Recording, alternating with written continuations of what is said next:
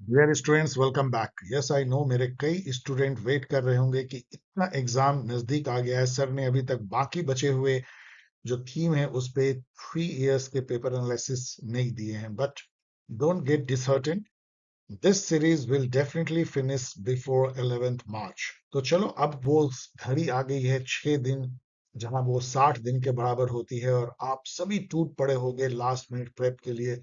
तो चलिए, आज हम लोग कंपैरेटिव पॉलिटिक्स, इसके पहले पॉलिटिकल थ्योरी, डब्ल्यूपीटी और आईपीटी हम लोग एनालाइज कर चुके हैं सीयूईटी पीजी 2026 के लिए कि पिछले 3 साल के क्वेश्चन कैसे आए हैं और उससे हम क्या सबक ले सकते हैं।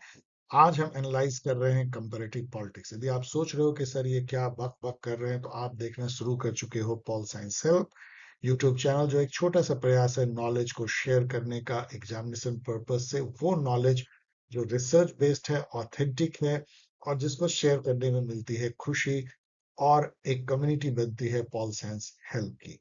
आज आप देख रहे हैं सीयूईटी पीजी 2026 के लिए पास्ट 3 इयर्स की पेपर एनालिसिस थीम वाइज। आज हमने लिया है comparative politics. Let us begin.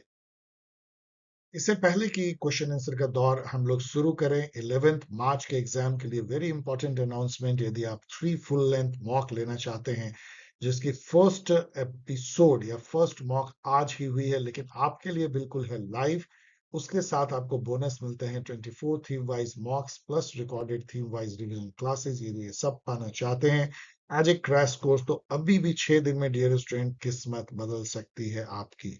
यदि आप इसको ज्वाइन करना चाहते हैं at nominal cost, तो मेल करें name, Telegram ID and mobile number at paulsciencehelp@gmail.com। Okay, और यदि आप रिसोर्सेज या बुक सर्च कर रहे हैं सीयूईटी पीजी के लिए, तो इन 3 बुक से कोई भी और पॉपुलर रिसोर्स या इंपॉर्टेंट रिसोर्स नहीं हो सकती है। ये मैं मैटर ऑफ फैक्टली बता रहा हूँ और आप लोगों ने ही इसको ऐसा बनाया है बिकॉज इसमें वो सारी चीजें हैं जो सीयूईटी पीजी क्रैक करने के लिए जरूरी हैं। 3 बुक्स हैं। एक तो सीयूईटी पीजी की पास्ट 5 इयर्स पेपर का थ्रेडवेयर एनालिसिस है, जिसमें 6 पेपर हैं क्योंकि 2023 में 2 फेजेज में हुए थे तो 2 पेपर मिलते हैं with lots of additional information and exam prep strategy के साथ में। दूसरी जो है वो तो मदर बुक है, सीयूईटी पीजी एग्जाम गाइड, जो इस बार बिल्कुल रिवाइज कर दी गई है फुल्ली, और ऑब्जेक्टिव पॉलिटिकल साइंस, जिसमें कि पॉलिटिकल साइंस के बेस्ट 1500 एमसीक्यू। आपको यहां बता दें कि ये बुक जितना सीयूईटी पीजी के स्टूडेंट के लिए पॉपुलर है, उससे भी ज्यादा यूजीसी नेट और अदर एग्जाम के भी स्टूडेंट इस बुक को यूज करते हैं, क्योंकि इसमें है वो सारे क्वेश्चन जो किसी भी एग्जाम में आते हैं या आने चाहिए। इसकी जो डायरेक्ट लिंक है, ये सभी अमेजन पे हैं, ई बुक फॉर्म में है। आप उसको डाउनलोड कर सकते हैं बाय पेइंग नॉमिनल फी। और ये जो है इसकी डायरेक्ट लिंक जहां से आप सीधा क्लिक कर सकते हैं, ये वीडियो के डिस्क्रिप्शन में दी जाएगी। आइए, अब सबसे जो लेटेस्ट पेपर है सीयूईटी पीजी 2025, उसमें जो कंपैरेटिव पॉलिटिक्स के 6-7 क्वेश्चन आए हैं, एक एक करके चलिए उनको देखते हैं। फर्स्ट क्वेश्चन आपके सामने है स्क्रीन पे। यहाँ पे पब्लिक पॉलिसी की जो मॉडल है वो है और यहाँ ऑथर थिंकर है। ये बहुत ही घिसा पिटा क्वेश्चन है लेकिन इसमें कुछ थिंकर आपको नए दिखेंगे, लेकिन उससे फर्क पड़ता नहीं क्योंकि आप एक दो से ही मैच कर लेंगे। जैसे वी ऑल नो कि इंक्रीमेंटल मॉडल जो पब्लिक पॉलिसी के है, उसके थिंकर हैं चार्ल्स लिंडब्लॉम। तो आपको पता है, यदि जैसे ही आप इसको मैच करते हो सी के 2 को, तो आपका ये पेपर हो, ये क्वेश्चन हो जाता है क्रैक। इसलिए ये है सुपर डुपर इजी क्वेश्चन, लड्डू क्वेश्चन। इससे ज्ञान प्राप्त आप कर सकते हैं कि ग्रुप थ्योरी के लिए आपने इनका नाम भी नहीं सुना होगा, अर्ल लैथम का जान लीजिए। डेविड ट्रूमैन के साथ ये ग्रुप थ्योरी और पब्लिक पॉलिसी या ग्रुप अप्रोच के लिए जाने जाते हैं। रैशनल मॉडल जो कि इकोनॉमिक्स से आती है, जहां की एक्टर को एक यूटिलिटी मैक्सिमाइजर माना जाता है, चतुर इंसान जो अपना अच्छा भला बुरा सोच करके कॉस्ट बेनिफिट एनालिसिस करके डिसीजन लेता है। इसके लिए जाने जाते हैं Herbert Simon and yes, Herbert Simon जाने जाते हैं। रैशनल चॉइस मॉडल आपको पता है, एचकल ड्रॉर भी और थॉमस डाई भी। एंड सिस्टम अप्रोच कैसे कोई भूल सकता है डेविड ईस्टन को, ये तो बिल्कुल एकदम वेल नोन फैक्ट है।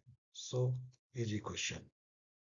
नेक्स्ट देखिए, which of the following statement are correct about the single transferable vote, STV। STV में होता क्या है, आप हर कैंडिडेट को रैंक देते हैं 1 2 3 लाइक दिस। पहले जो है उसकी फर्स्ट प्रेफरेंस वोट काउंट होती है हर कैंडिडेट की, यदि कोई वो कोटा ले आता है जो उसको लाना चाहिए तो वो सेलेक्ट हो जाता है, नहीं तो उसके उसको सबसे कम जिसके फर्स्ट प्रेफरेंस है उसके फर्स्ट प्रेफरेंस को छोड़ के जो सेकंड प्रेफरेंस है उसको डिस्ट्रीब्यूट कर दिया जाता है जिसको जिसको है। इस तरीके से चुनी जाती है। The single transfer vote are first propose by Thomas Hare. चलो अभी मान लो आपको पता नहीं है, इसको ऐसे रख लो। It is widely used in Republic of Ireland, ये आपको पता होना चाहिए। एसटीवी के लिए आयरलैंड जाना जाता है। If in the states with multi member constituency, यहाँ पे एक ही कंस्टिट्यूंसी में मल्टीपल मेंबर हो सकते हैं। The representatives are elected from each constituency.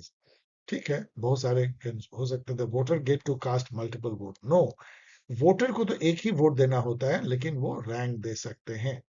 उनके वोट की वैल्यू भले एक वोट जो देते हैं उसकी जितनी भी हो अलग बात है, लेकिन तो डी सही नहीं है, यदि डी सही नहीं है तो इन दोनों ये भी खत्म हो गया, तो ए बी सी ही। इसका मतलब कि थॉमस हेयर ने इसको शुरू किया था, जो कोटा का जो फॉर्मूला हेयर ने दिया था। तो A B C, by virtue of this आप चुन सकते हैं। ये मीडियम लेवल का क्वेश्चन है क्योंकि ये आपको डेफिनेटली गलत है।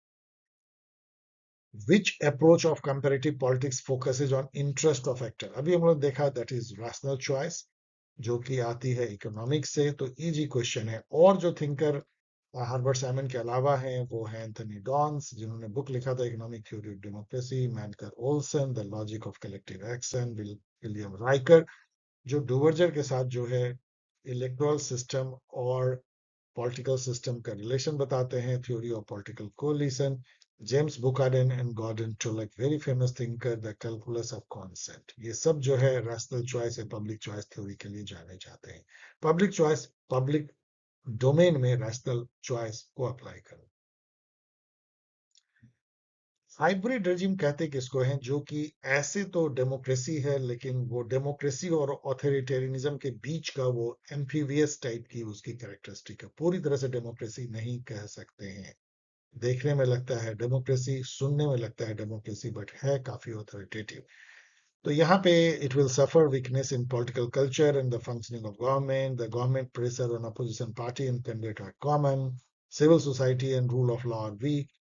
Once elected, the government shows full sense of constitutional restraint. यदि ऐसा हो तो फिर हाइब्रिड होगा ही नहीं, तो प्योर डेमोक्रेटिक हो जाएगा। सो नो नो, तो डी डी खत्म हो गया। इसका मतलब इन दोनों में तो आपने देखा कि एक तो केवल सही नहीं है, तो ये सब लगता ही है कि गलत है, क्योंकि हाइब्रिडिज्म का मतलब ही एक ऑथोरिटेरियनिज्म और डेमोक्रेसी के बीच का है, इसलिए A B C is the correct.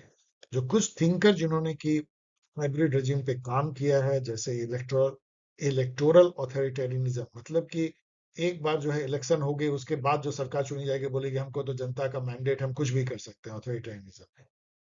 लेविट्स्की and वे ने लिखा है कंपेटिटिव ऑथोरिटेरियनिज्म, तो ये भी एक हाइब्रिड रेजिम है। डेलीगेटिव डेमोक्रेसी, लिबरल डेमोक्रेसी, इन सब थिंकर को देख लीजिए। ये क्वेश्चन दो तरह से नॉलेज आपको अप्लाई करना है। One is a simple common sense and another what is the better option, क्योंकि थोड़ा ये इन्होंने कन्वोल्यूटेड लैंग्वेज मतलब कॉम्प्लेक्स लैंग्वेज यूज किया है। अब यहाँ देखिए, ये जो पॉलिटिकल पार्टिसिपेशन है, different kind of conventional, less conventional, illegal.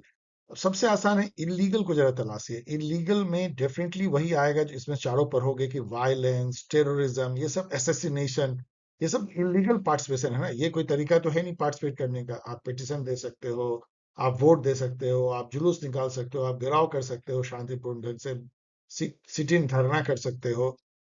तो इलीगल पार्टिसिपेशन यदि आप देते हो सी का 2, तो देखो इससे ही 50-50 गेम आप खेल लेते हो। अब जरा यहाँ आओ, इसमें है ए का 3, conventional participation, voting in election.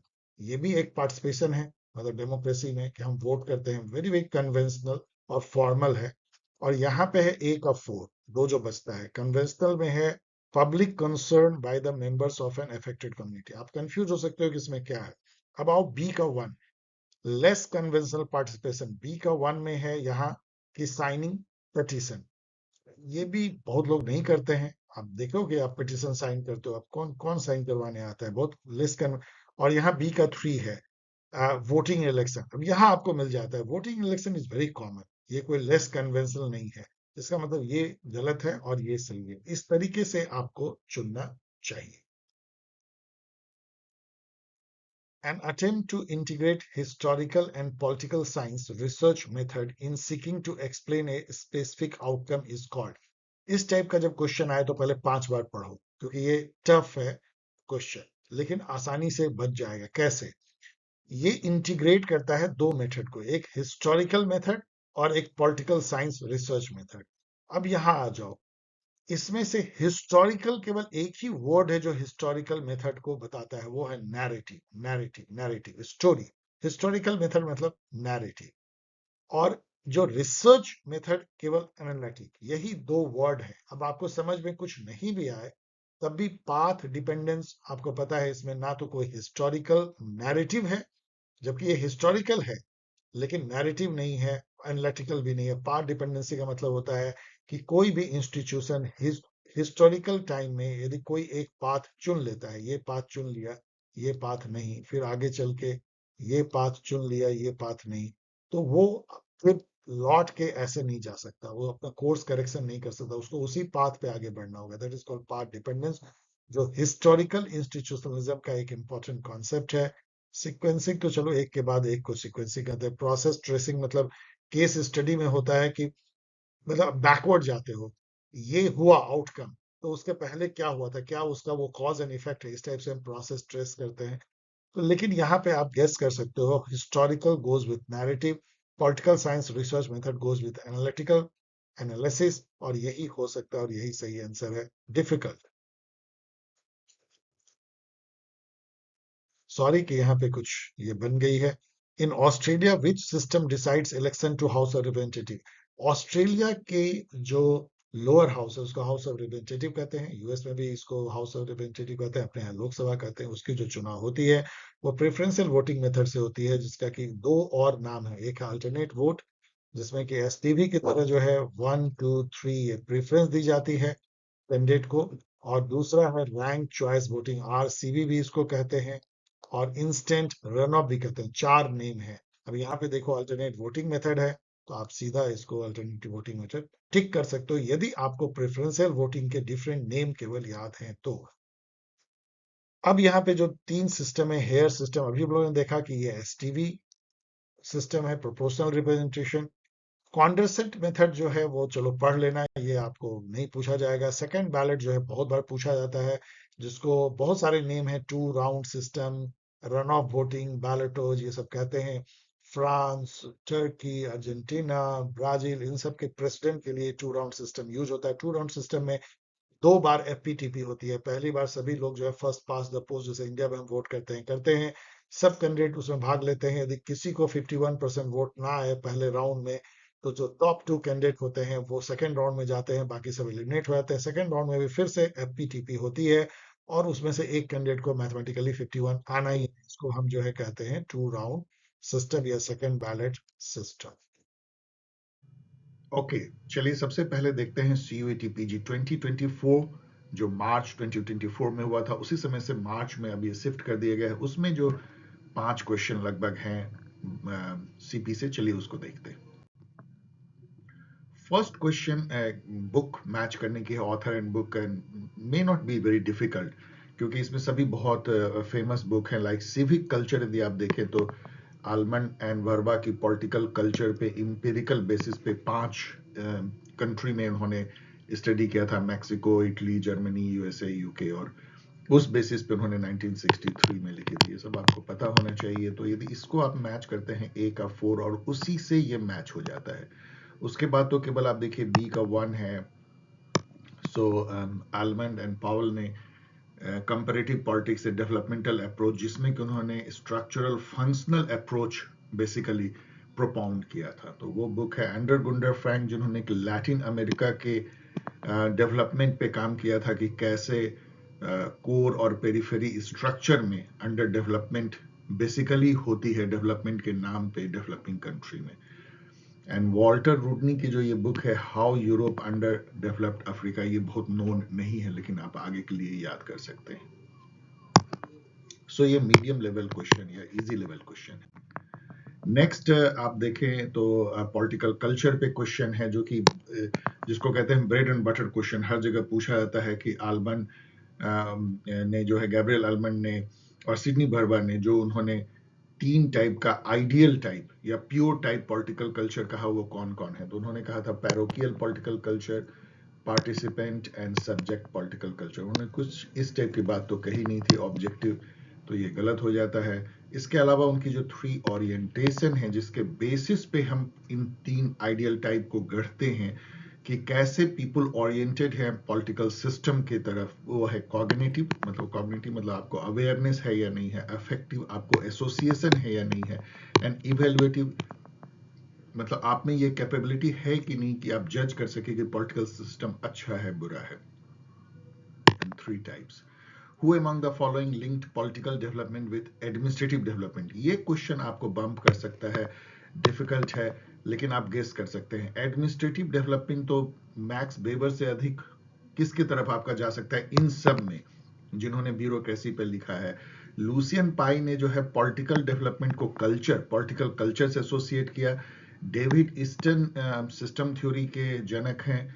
James कोलेमन में और मैक्स वेबर में आप कंफ्यूज कर सकते हैं, लेकिन max weber is better answer और यही सही है। यहाँ पे थोड़ा पढ़ भी लीजिएगा। Which of the following is not a type of party system according to Sartori? Satori ने एक बहुत फेमस बुक लिखी थी जो लैंडमार्क है, party and party system A framework for analysis 1976 में। उन्होंने उस बुक में 6 टाइप की आइडियल पार्टी सिस्टम बताया था। आइडियल पार्टी सिस्टम अगेन ऐसा होता नहीं है, लेकिन हाँ मतलब थ्योरेटिकली देखे तो वो 6 हैं। फर्स्ट है वन पार्टी सिस्टम, जिसमें कि कॉन्स्टिट्यूशनली या बाय रूल जो है एक ही पार्टी हो सकती है, लाइक कम्युनिस्ट स्टेट में। देन दूसरा है हेजेमोनिक पार्टी सिस्टम, जिसमें कि कई पार्टियां तो होती है वैसे एज पर कॉन्स्टिट्यूशन, लेकिन एक ही पार्टी का हेजेमनी होता है। जैसे इंडिया में कुछ समय के लिए कांग्रेस सिस्टम था, मतलब कांग्रेस की हेजेमनी थी, और ऐसे ही जापान में आप देखेंगे लिबरल डेमोक्रेटिक पार्टी की है। तो उस टाइप की हेजेमनी जो है, अभी कुछ लोग कह सकते हैं बीजेपी की है, लेकिन उसको आने में भी टाइम है।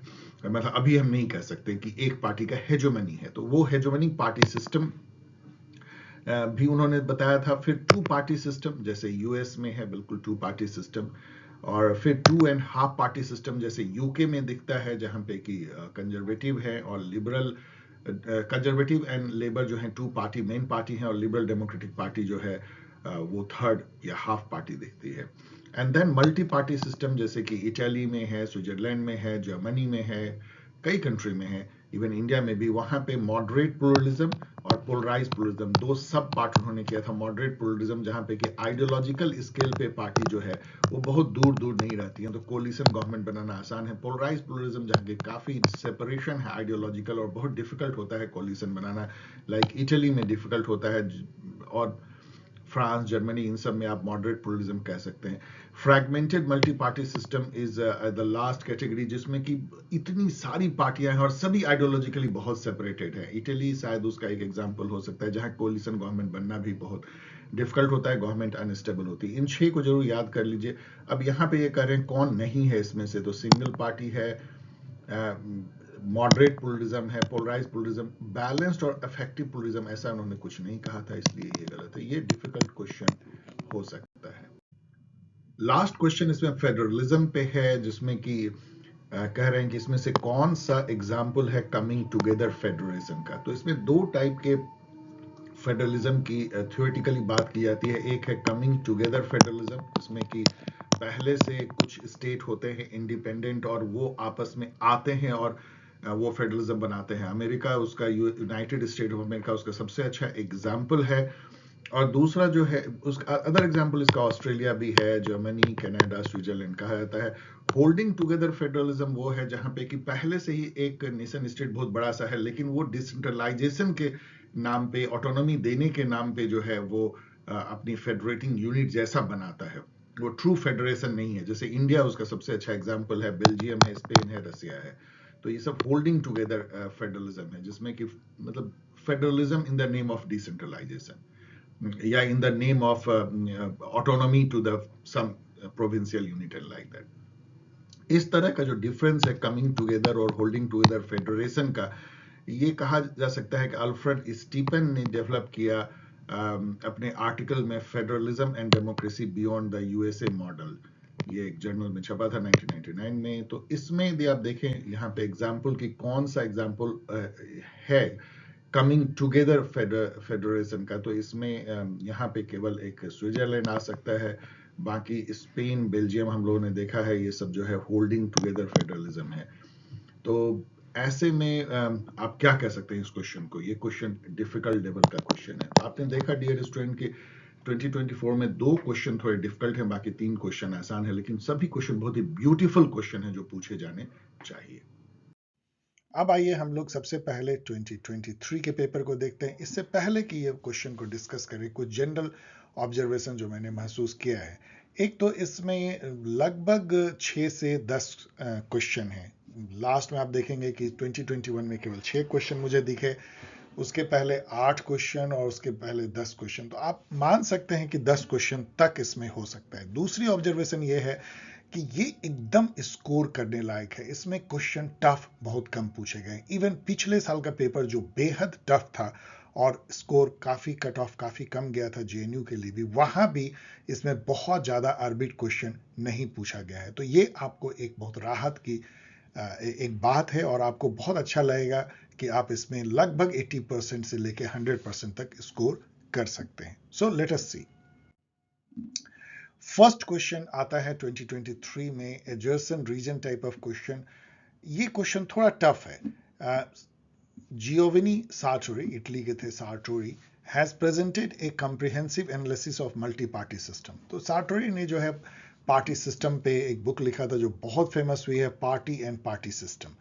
1976 में उन्होंने आइडियोलॉजिकल बेसिस पे पार्टी सिस्टम को एनालाइज किया था कि पार्टी कितनी आइडियोलॉजिक बेसिस पे छिटकी हुई है, कितने सेंटर में है, कितने जो हैं सेंटर से लेफ्ट हैं, राइट हैं, और उस बेसिस पे उन्होंने इस तरीके से कहा था कि क्या वो मतलब मॉडरेटली प्लूरलिस्ट सिस्टम है जहाँ पे कि आइडियोलॉजिकल डिफरेंस बहुत ज़्यादा नहीं है, या एकदम टोटली फ्रैगमेंटेड या ऑटोमाइज्ड है जहाँ पे कि सभी पार्टी एक एटॉम के जैसे हैं, कोई आइडियोलॉजी के बेसिस पे कोई एका नहीं है, या सभी जो है सेंटर में आ जाते हैं, काफ़ी आइडियोलॉजिकल डिस्टेंस काफ़ी कम है, या एक्सट्रीम प्लूरलिज्म है, प्लूरिस्ट प्लूरलिज्म जो कह सकते हैं। इस टाइप की बातें उन्होंने पार्टी सिस्टम को आइडियोलॉजी के बेसिस पे कि किस टाइप से रिलेट करते हैं एक पार्टी दूसरे से, एनालाइज करने की कोशिश की थी।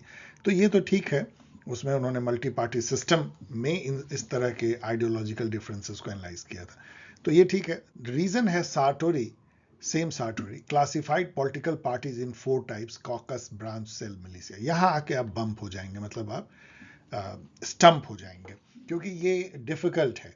वैसे ये सार्टोरी ने नहीं, ये जो है डूवर्जर ने किया था। मॉरिस डूवर्जर जो है वो बहुत ही फेमस है अपने बुक पॉलिटिकल पार्टी के लिए, their organisation and activity in modern state 1954। इन दोनों बुक को आप कभी भूल नहीं सकते हैं, 2 बार 4 बार देख लीजिए।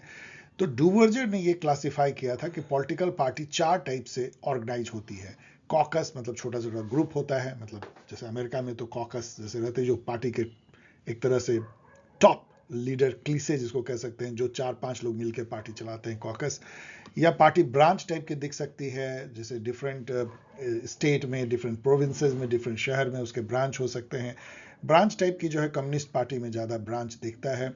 सेल में भी ऑपरेट कर सकती है, मतलब सेल मतलब कि पार्टी की जैसे कोई फैक्ट्री में सेल है, कोई वर्किंग यूनिट में है, कहीं पे कोई डॉक्टर्स के बीच में है, प्रोफेशनल्स के बीच में, सेल के रूप में जो है काम करती है, जैसे कि टेररिस्ट सेल काम करते हैं। मैं उसे कंपैरिजन नहीं कर रहा हूँ, जिस तरह से वो ऑपरेट करते हैं। एंड मिलिशिया पार्टी कई बार मिलिशिया की तरह भी काम करती है। आप याद कीजिए जहाँ पे कि हिटलर की जो पार्टी थी वो एक मिलिशिया की तरह एक्ट करती थी। इवन आप देखेंगे पुतिन की जो पार्टी है वो भी एक मिलिशिया के जैसे एक्ट करती है। तो मतलब मिलिटेंट पार्टी जो होती है, जहाँ पे कि जो पार्टी के कार्यकर्ता है वो एक सैनिक की तरह बिहेव करते हैं, इस टाइप की बात डूवर्जर ने की थी।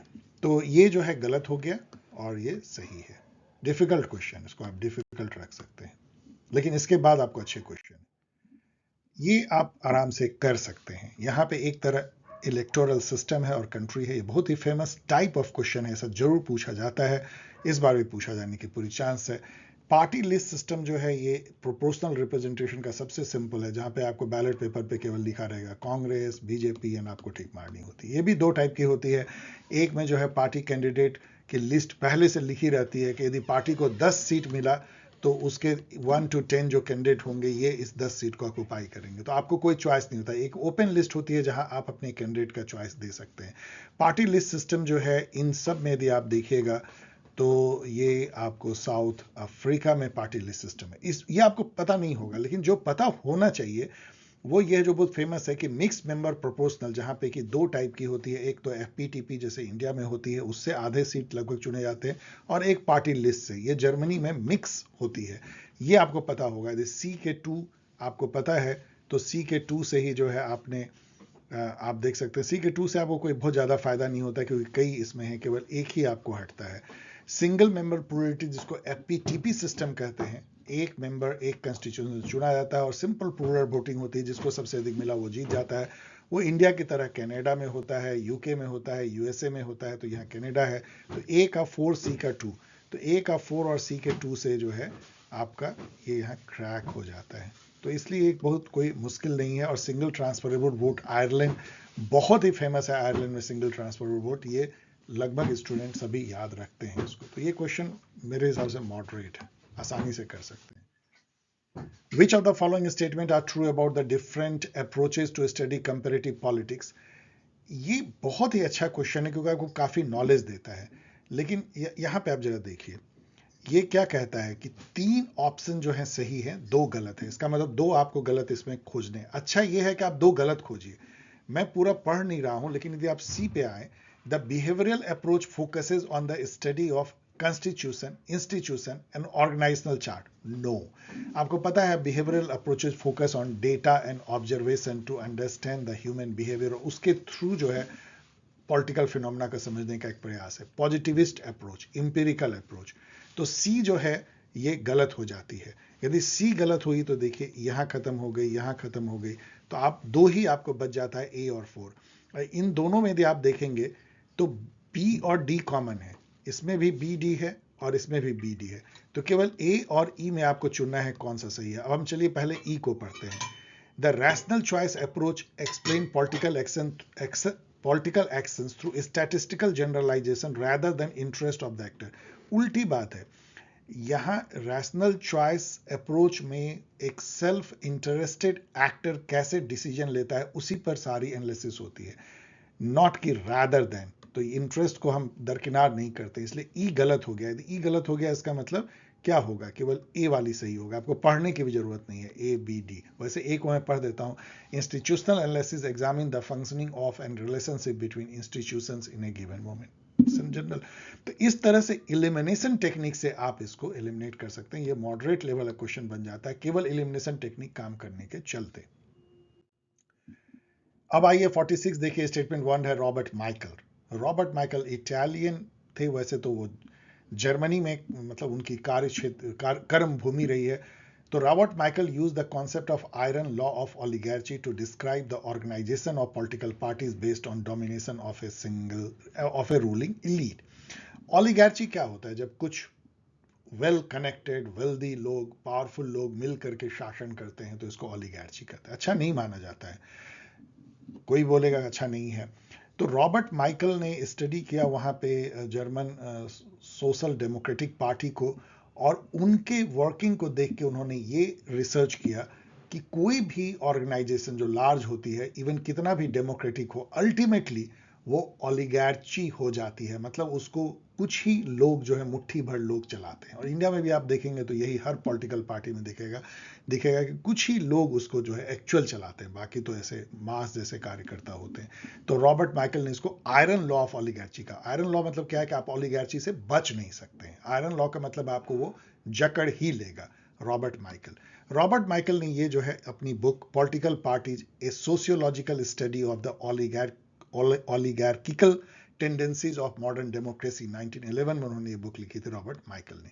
ये बहुत फेमस बुक है और इनकी ये बहुत फेमस थीसिस है iron law of ओलिगार्ची।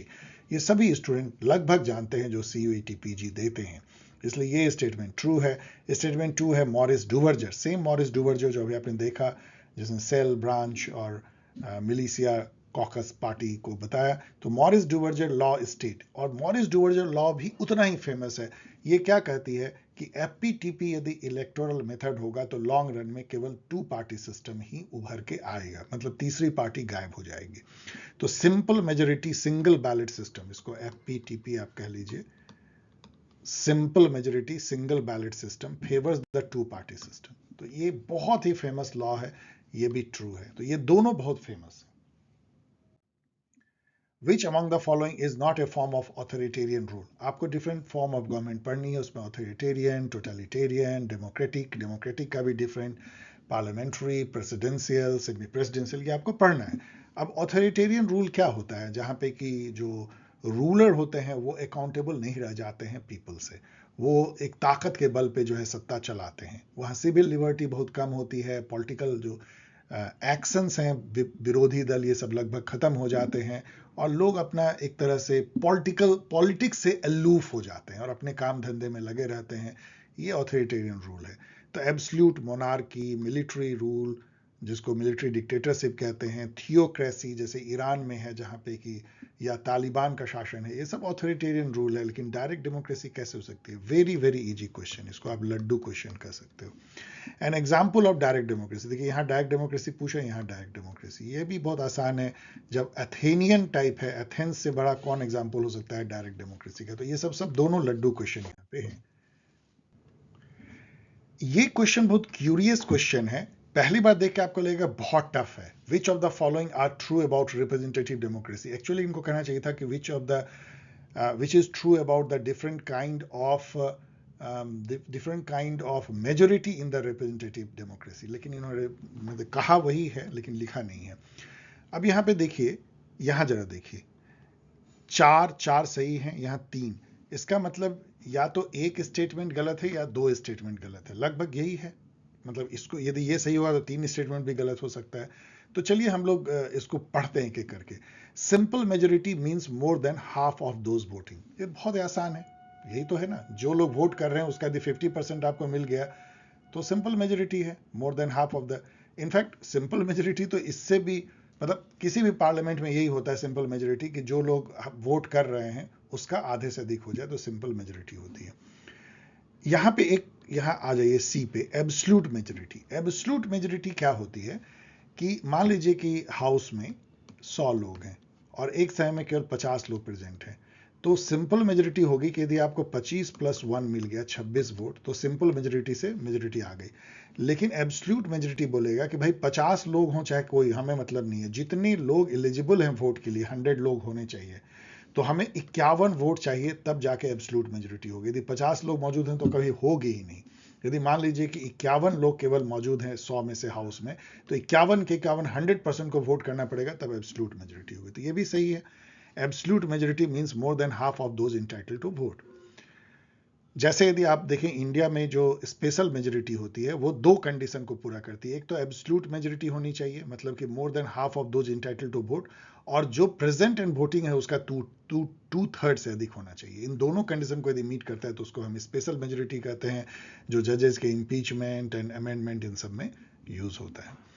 Then blocking minority vote जो है वो अपने आप में, अच्छा आप यहाँ पे एक चीज देखिए, ए और सी यदि सही है मान लीजिए, तो ये ऑप्शन खत्म हो गया, ए और सी, इसका मतलब यही 3 बचा। ठीक है, चलिए ये खत्म हो गया, इसका मतलब कि 2 से अधिक रॉन्ग नहीं हो सकता। अब देखिए, blocking minority reflect a situation where a minority is able to prevent a proposal from passing, ये तो वही डेफिनेशन ही है, इसी को तो वीटो हो गया माइनॉरिटी को, तो ब्लॉकिंग माइनॉरिटी वोटिंग सिस्टम हो गई। तो बी भी सही है। बी सही होने का क्या मतलब है कि इसमें तीनों में तो बी है, कुछ नहीं हुआ। चलिए अब यहां देखिए, qualified majority demonstrate more than a simple majority which is typically 2/3 majority. Always जब क्वालिफाइड लग जाता है ना, तो वो मेजोरिटी से ज्यादा, क्वालिफाइड मेजोरिटी मतलब मोर देन मेजोरिटी, तो ये भी सही है कि more then simple majority typically 2/3 majority, तो डी भी सही है। तो डी इसमें नहीं है, इसमें नहीं है, तो एक ही बच जाता है ए बी सी डी। इसका मतलब है कि ई जरूर गलत होगा, और ये गलत है। Concurrent majority indicate the largest number of votes but not necessary majority, जबकि कंकरेंट मेजोरिटी का मतलब ये होता है एक तरह का कंसेंसस मेजोरिटी, जहां पे कि कंसेंसस अराइव करने की कोशिश की जाती है हर फैक्शन या हर इंटरेस्ट ग्रुप में। गोल ये होता है कि डिसीजन जो है केवल न्यूमेरिकल मेजोरिटी पे ना लिया जाए, बल्कि ब्रॉड बेस जो है एग्रीमेंट हो सभी फैक्शंस में और एक कंसेंसुअल डिसीजन हो। तो इसलिए ये गलत है।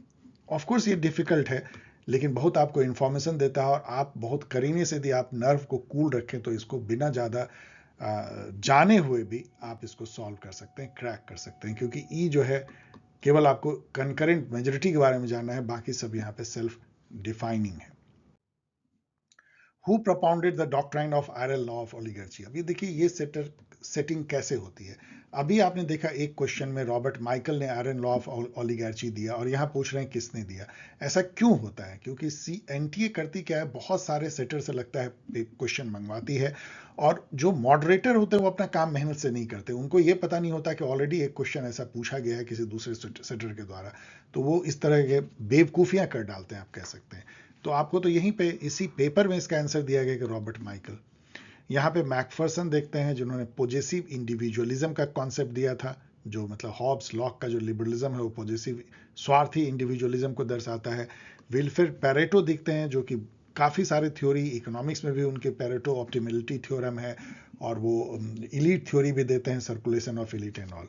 और यहाँ पे सुम्पीटर दिखते हैं जिन्होंने कि डेमोक्रेसी को डिफाइन किया था एक इलिटिस्ट वे में, कि डेमोक्रेसी ऐसा कुछ नहीं है कि जनता का शासन है and blah blah, nothing, it's just a political method जहाँ पीरियोडिक इलेक्शन से हम जो है इलीट रूल को चुनते हैं, हम एक इलीट ग्रुप को दूसरे इलीट ग्रुप के रूप में चुनते हैं।